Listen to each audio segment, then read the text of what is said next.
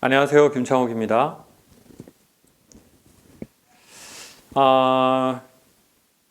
디스크 수술을 한 2년 전? 네, 2년 전에 했어요. 수술은 웬만하면 하지 말라고 그랬는데 한 6개월에서 8개월을 너무 힘들다 보니까 이제 디스크 수술을 하는 게 낫겠고 할 수밖에 없었어요. 그리고 수술을 했죠. 그리고 나서 이제 재활 운동을 해야 됩니다. 디스크 수술을 하고 바로 통증은 사라졌지만 이제 재활로 허리를 강하게 하지 않으면 또다시 재발할 가능성이 있으니까요.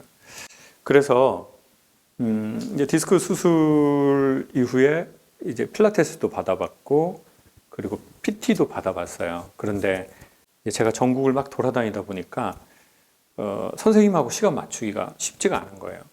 그리고 또 선생님들이 잘하시는 선생님한테 가고 싶은데 또 잘하시는 선생님은 이미 수업이 되게 많이 밀려 있어요. 그러다 보니까 이제 시간을 맞추기가 어려우니까 그러면 나 혼자서라도 운동할 수 있는 걸 해야 되겠다라고 해서 이제 집에 그 철봉 있지 않습니까? 그 방 사이에 이렇게 철봉 딱 껴가지고 이렇게 하는 턱걸이가 있어요. 그거를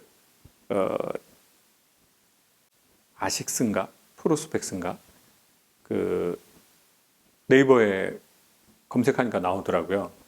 그래서 이제 그거를 사서 턱걸이를 이제 하기로 하고 시작을 했어요. 처음에 한 4개 정도 하니까 아예 못 하겠더라고요. 근데 이제 그때쯤에 뭐 이렇게 군인들이 특수부대 나왔던 군인들이 뭐 턱걸이 막 이렇게 막 서로 배틀 같은 걸 하는데 뭐 한 25개, 34개 막 이렇게 하는 거예요.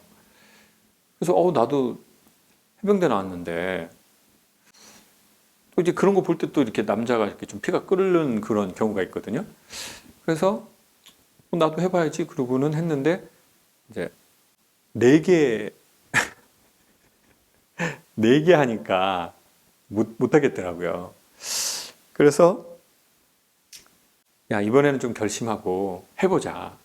그래서 하루에 하나씩 계속 늘렸어요. 그래서 지금은 한 번에 한 14개 정도를 제가 이렇게 하게 되더라고요. 그래서 뭐 제주도에 갈 때도 그 봉을 또 사서 또 이제 집에서도 하고 화장실을 거기에 걸어놓고 그게 16,000원인가 뭐 2만 원도 안 했는데 이때까지 제가 투자한 그 운동 그 비용 대비 효과로 하면 가성비가 최고인 것 같아요. 네. 몸도 변하더라고요. 그래서 하루에 이제 욕심이 생기니까 하루에 이제 사실 그 적게 가져갔어야 되는데 하루에 이제 50개씩을 하기로 한 거예요. 50개씩. 그래서 언젠가는 혹여나 내가 방송에 나가서 턱걸이 할 기회가 있으면 깜짝 놀래켜줘야지 라고 하는 초등학생 마음으로 한 것도 솔직히 있습니다. 그래서 이제 턱걸이를 하는데 이제 문제가 생긴 거예요. 이제 뭐 예를 들면 제가 기초 체력이 너무 없거나 뭐 워밍업을 잘 안 하거나 이제 아침에 일어나서 한 20개, 25개 그리고 저녁에 25개 하기로 이렇게 했기 때문에 그래서 50개를 계속 채우려고 해서 그래도 한 꾸준히 한 것 같아요. 그러니까 몸도 막 변하는 것 같고 그래서 이제 뭐 더 뒤에서 막 촬영도 하고 이제 그러면서 이제 여기에 뭔가 문제가 오더라고요. 그래서 뭔가 자세가 제가 잘못된 자세로 되게 오래 막 30개, 40개, 50개를 했을 수도 있고요. 그러면서 이제 지금도 사실 이게 다 안 나왔는데요. 이제 여기를 이렇게 딱 쥐면 이렇게 이 안쪽에 뭔가 문제가 생겼더라고요. 너무 아픈 거예요. 그리고는 지금도 사실 이제 한 10% 정도, 20% 남았는데, 그리고는 아픈데 또 계속 했죠. 네. 그리고 병원은 안 갔어요. 왜 안 갔냐고 물어보신다면, 그냥 안 갔어요. 귀찮아서 안 간 것도 있는 것 같고요. 아니면, 게을러서 안 간 것일 수도 있고, 누군가의 말대로 네가 덜 아프기 때문에 안 갔다고 얘기할 수도 있고, 아니면 뭐 그게 뭐 쓸데없는 자존심일 수도 있고, 뭐 아이 뭐 이렇게 조금 하다 낫겠지 뭐 그런 것일 수도 있는 것 같아요. 이제 그러면서 그 여러 가지 어떤 이유인지는 모르겠지만 여러 가지 이유가 복합돼서 한 2주를 3주, 한 달 제가 계속 안 가더라고요. 불편은 하고. 그러면서 이제 너무 아프고 그러니까 아픈 것도 아픈 거지만 너무 불편한 거예요. 컨디션이 막 떨어지고 모든 동작을 할 때마다 걸리고. 그래서 그 시원한 파스를 사다가 붙였어요. 근데 놀랍게도 파스 두 번밖에 안 붙였는데 꽤나 많이 나아버린 거예요. 그러면서 그런 생각이 들더라고요. 아니, 파스만 이렇게 붙였어도 두 번, 세 번밖에 안 붙였는데도 이렇게 나아지는데 나는 왜 파스도 안 붙이고 병원도 안 가고 왜 이 불편함을 한 달까지 지속하게 했을까? 그게 더 궁금해지는 거예요. 왜 참을 필요 없는 고통을 계속 갖고 가나? 만약에 저니까 저에 대해서 이렇게 뭔가 허울허울 이렇게 넘어간 거지, 만약에 그게 제가 아는 분이나 뭐 아이이거나 뭐 내 친구이거나 그렇다면 오히려 제가 뭐 파스를 사다 줬을 수도 있었고 오지랖으로 잘한다는 병원을 찾아서 소개도 해줬을 것 같거든요. 그리고 제가 보통 그렇게 하거든요. 뭔가 저의 지인이시라면, 친구라면 그분이 뭔가 힘든 상황이나 안 좋은 몸 상태거나 그러면 내가 직접 알지도 않고 아는 사람의 아는 분을 통해서 정말 최고의 좋은 병원, 최고의 좋은 선생님, 최고의 좋은 뭐 약 이런 거를 막 찾아서 오지랖 넓게 해주거든요. 근데 왜 나한테는 이렇게 각박하고 애정 없게 할까? 그리고 왜 나한테는 이렇게 쓸데없는 고통을 계속 받게 할까? 그게 되게 궁금해지더라고요. 그러면서 이제 몇 주를 드문드문 생각하면서 몇 가지 제가 생각하는 이래서 그랬겠구나라는 게 이제 한두 개씩 생각이 났는데, 첫 번째는 뭐 아버지에 대한 핑계가 아닙니다. 항상 제 강연에는 아버지 얘기가 많이 나오는데 그거는 뭐 아버지가 그래서 그랬다 뭐 이렇다기보다 뭐 어떤 화학적으로 어떤 영향을 받았다. 그리고 이제 그렇게 생각해 주십시오. 아버지가 이제 노동일을 하셨고 돌 깨는 일을 하셨기 때문에 당연히 제가 지금 생각해 보면 아플 수밖에 없어요. 아플 수밖에.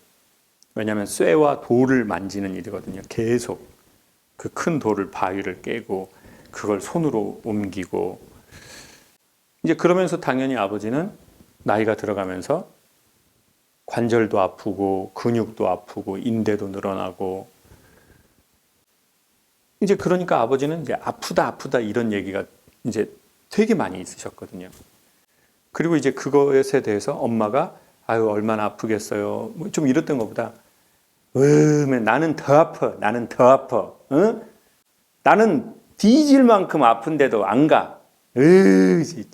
징하네, 징해. 그러니까 이런 걸 제가 어렸을 때부터 계속 보면서 아픈 거 그러니까 죽을 만큼의 아픔이 아니면 뭐 이렇게 주변 사람한테 아프다 아프다 얘기하는 건 좀 별로다 라고 하는 마음이 저한테 생긴 것 같아요. 그래서 그 기준점을 잃어버린 것 같아요. 얼만큼의 불편을 감수해야 되는지에 대해서. 지금 말하면서도 더 느껴지는 것 같아요. 생각했을 때보다. 아, 그래서 그랬구나. 아, 그래서 그랬을 수 있겠구나. 그러니까 남한테 뭔가 피해를 주고 그것 때문에 엄마는 또 화를 내고 집안 분위기가 막 안 좋아지고 그러니 아, 그렇게 하지 말자. 아프다고 말하지 말자. 이게 죽을 병이 아니면 그냥 참자. 뭘 약을 사서 바르고 뭐 이렇게 되게 어떻게 보면 어이없이 오해를 낳아버린 거죠. 그래서 이제 병원을 얼른 이 쓸데없는 고통을, 이건 사실 참을 필요 있는 고통이 아니거든요. 제가 보기엔. 얼른 치료해버리고 약을 먹거나 주사를 맞거나 처방을 받거나 운동 방법을 바꾸면 되는 거였거든요. 그런데 그냥 무식하게 계속 했던 것 같아요. 그러다 보니까 안 낫고 그러다 보니까 삶의 컨디션은 떨어지고 아, 내가 그래서 그랬구나.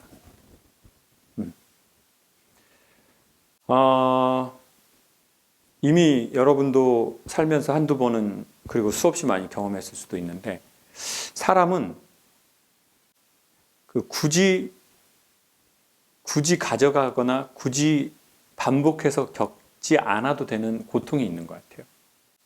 근데 그 고통을 어떠한 이유에서든 얼른 치료하면 되고 도움을 받으면 되는데 왜 그것을 내가 계속 가져가는 게 있는가? 그런 생각에 약간 앞으로 내가 살아갈 시간에 대한 이렇게 보물 쪽지를 발견한 그런 느낌 같은 게 저는 솔직히 좀 들었어요. 근데 그러면 우리는 여기에서 또 되게 역효과가 나는 이런 게 있는 것 같아요. 그게 뭐냐? 조금만 아파도 못 참고 못 견디는 거예요. 저 정도는 조금 견뎌줘야 되고 저 정도는 좀 참아줘야 되는데 자기의 과거에 그러한 일들이 있어서 나는 조금도 못 참고 조금도 못 견디는 거예요. 그게 통증도 그렇고 인간관계에서의 그 불편함을 견디는 게 이게 훨씬 더 큰 것 같아요. 사실은 이 정도는 견뎌줘야 돼요. 직장에서 이 정도는 견뎌줘야 되고 이 정도는 참아야 돼요. 인간관계에서 그게 연인이든 부부든 친구든 사업이든 직장이든 그 무엇이든 공동체든 심지어는 자기와 자기 자신의 관계에서 이 정도는 참을 줄 알아야 되고 이 정도는 견뎌야 그 다음으로 좋은 곳으로 넘어가는 게 있어요. 우리가 보면 그렇잖아요.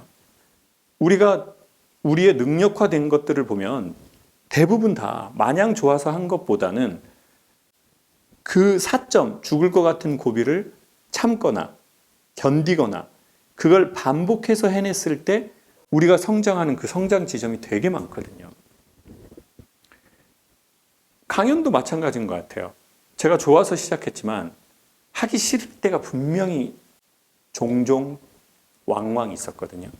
그리고 하기 싫은 대상, 하기 싫다기보다 기피 대상, 내가 너무 힘들 것 같으니 안 하고 싶은 대상이 솔직히 있어요. 그리고 강연 하다가요, 어떤 대상은요, 중간에 이렇게 말하고 싶어요.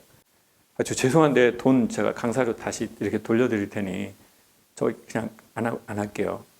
죄송합니다. 하고 솔직히 그런 마음이 들 때도 전 있었거든요. 그런 대상이. 그리고 그 가장 심하게 했던 것 중에 하나가 뭐냐면 이렇게 카메라 두고 얘기하는 거예요. 저 지금 PD님도 없고 그냥 카메라 세대에 조명 두고 혼자 얘기하고 있거든요. 그래서 제가 어디를 봐야 될지도 잘 모르겠고 이렇게 눈을 마주칠지 저렇게 눈을 마주칠지 그리고 이렇게 말하면서 사람들한테 말하는 게 아니니까 약간 뭐 정신병자 같기도 하고 쇼를 하는 것 같기도 하고 반응도 없고 이게 너무너무 어색한 거예요. 처음에 코로나가 와가지고 정말 어색한 거예요. 그리고 너무 하기가 싫은 거예요. 그리고 제 기진이 다 소진되는 거예요. 심각하게. 근데 어쩔 수 없어서 참았거든요. 왜 어쩔 수 없었어요? 강연료를 주는 프로그램이 이렇게 카메라 두고 얘기하는 것밖에 없었거든요. 그것도 몇 번, 한 달에 두세 번. 근데 어떻게 이걸 거절하겠어요? 거절할 수 없죠. 참았죠. 하기 싫었고 어색하고 불편하고 너무너무 힘이 빠지지만 참았거든요. 그랬더니 지금은 카메라 세 대를 두고 말하는데 제가 지금까지 기계에 대고 말하는 것 중에 제일 편한 거예요. 사람 두고 말하는 것보다 편하진 않죠. 그럴 순 없죠. 그런데 전보다는 괜찮아요. 훨씬 놀랄 만큼. 여전히 어색한 게 많지만요. 그래서 나중에는 뭐 이런 생각도 합니다. 이 카메라 위에 제가 좋아하는 동물 사진 같은 거 이렇게 좀 이렇게 해놓고 말할까? 뭐 이런 생각도 들어요. 왜냐면 진실하게 말하고 싶은데 기계니까 그게 잘 안 되더라고요. 어색하고 제가 안 했던 거니까. 근데 너무 고맙게 참았어요. 견뎠어요. 버텼어요. 어쩔 수 없어서. 그러니 오늘처럼 괜찮게 살짝 적응하는 날이 온 거죠. 그래서 우리가 이미 경험한 대로 알고 있지만 우리는 참아야 할 시기가 있거든요. 그리고 견뎌야 할 때가 있어요. 네. 아예 안 견디려고 하는 거예요. 불편하면 바로 끝내려고 하고 안 맞다고 생각하면 바로 바꿔버리고. 근데 그렇게 하면 어느 회사든 어느 직장이든 어떤 분야든 처음부터 끝까지 우리에게 찰떡처럼 맞는 곳을 찾기라는 것은 사실 없지는 않겠지만 극히 이례적이라고는 말씀을 드릴 수 있을 것 같거든요.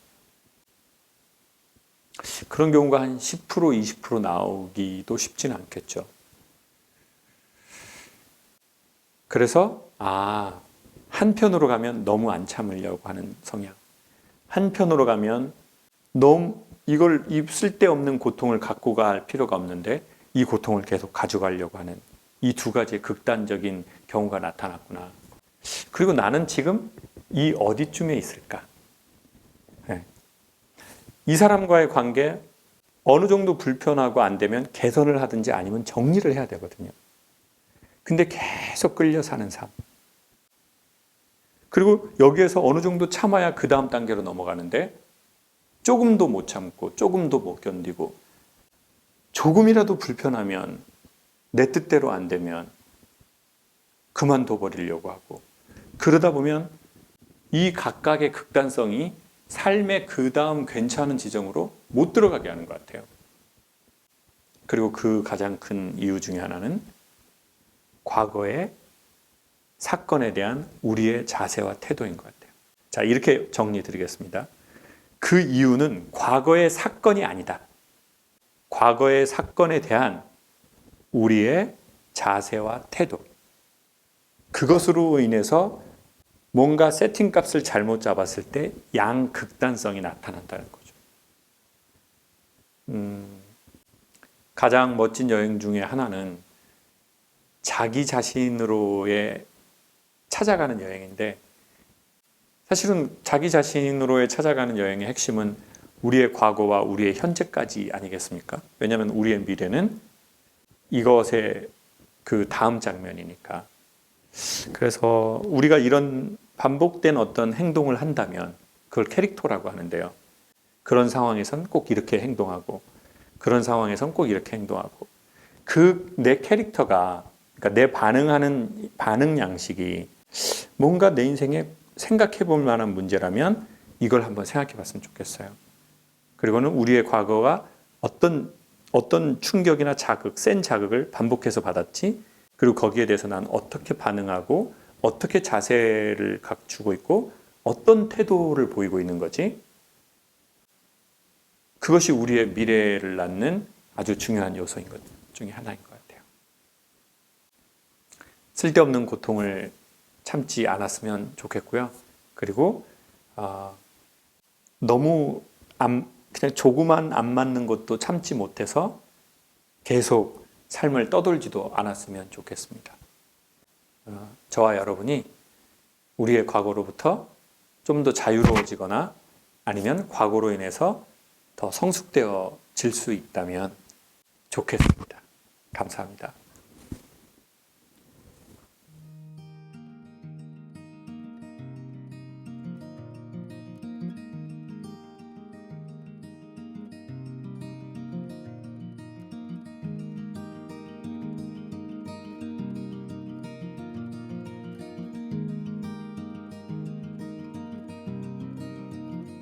Oh, girl, it must be you again.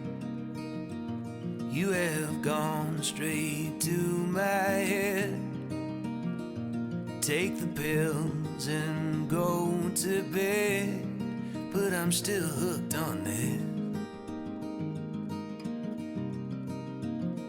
Well, you are sacred in a way. I don't know God, but still have faith that He will manifest some way when I am next to you.